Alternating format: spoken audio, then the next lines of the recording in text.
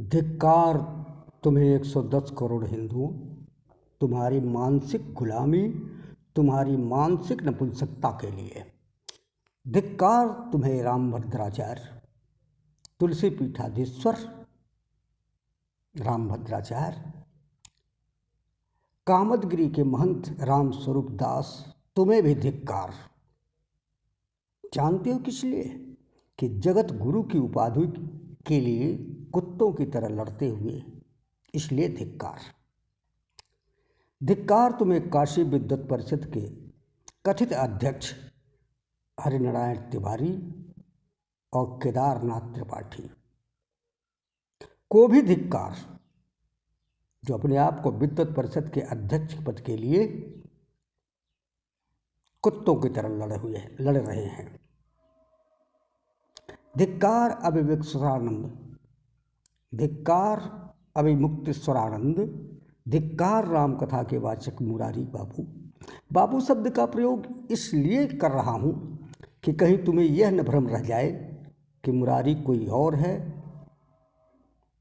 और मैं कोई और हूँ, तथा समस्त राम कथा वाचकों को धिक्कार। आर्य समाजियों, धिक्कार अखाड़ा परिषदों के दासों और साधुओं को धिक्कार। श्रीमद् भागवत के वक्ता श्याम सुंदर पराशर, धिक्कार। देवकी नंदन ठाकुर अनुरुद्धाचार्य तथा श्रीमद् भागवत के छोटे से बड़े सभी वक्ताओं को यह धिक्कार, क्योंकि तुम बुद्धिमान अज्ञानियों समस्त हिंदू समाज को एक बाजार के रूप में देख रहे हो और उसी के अनुसार, उसी के अनुरूप अपनी कार्यशैली और कार्यप्रणाली चला रहे हो। तुम लोग संभवतः ये नहीं समझ रहे हो या समझ रहे हो, तुम लोगों द्वारा जो कृत्य किया जा रहा है, तुम लोग हिंदू समाज के लिए एक ऐसे कांच के घरों का निर्माण कर रहे हो जिसमें सुख वैभव आँखों से दिखते तो अवश्य हैं, परंतु प्राप्त नहीं हो सकते, जो अक्षम्य और अस्वीकार है।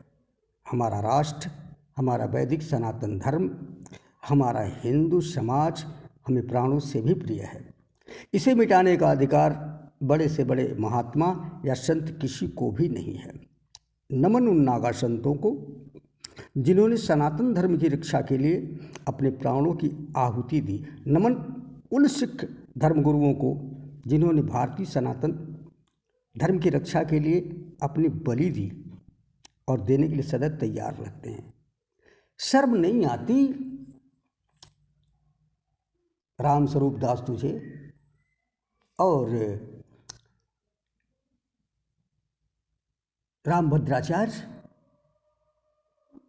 तुम तो कहते हो हम लोगों के लिए कि माया मोह छोड़ दो, भगवान का भजन करो। तुम जगत गुरु की उपाधि के लिए लड़ रहे हो। तुम कहते हो कि मैं जगत गुरु हूँ, वो कहता है कि मैं जगत गुरु हूँ। तुम्हें जगत गुरु बनाया किसने? किस अधिकार से जगत गुरु बनते हो तुम? जब तुम दो गुरु नहीं आपस में एक मिल सकते तो समाज, हिंदू समाज को इकट्ठा कैसे करोगे? बेगैरत इंसानों, धिक्कार। हिंदुओं के धिक्कार इसलिए कहा क्योंकि तुम लोगों ने प्रश्न करना बंद कर दिया। इनसे प्रश्न करो कि जगत गुरु का अगर तुम्हें मिल जाएगा उपाधि तो तू क्या करोगे? स्वर्ग चले जाओगे? तुम्हारा मोक्ष हो जाएगा? अगर जगत गुरु के उपाधि मिलने के बाद ही स्वर्ग जाते तो मैं क्यों नहीं अपना दावा ठोक दूँ? अगर मोक्ष जगत गुरु के उपाधि मिलने के बाद मिलता तो मैं क्यों नहीं दावा ठोक दूँ? इन प्रश्नों का जवाब तुझे और तेरे द्वारा या जितने भी श्रीमद् भागवत के वक्ता हैं, राम कथा के वक्ता हैं, उनको देना पड़ेगा हिंदू समाज को।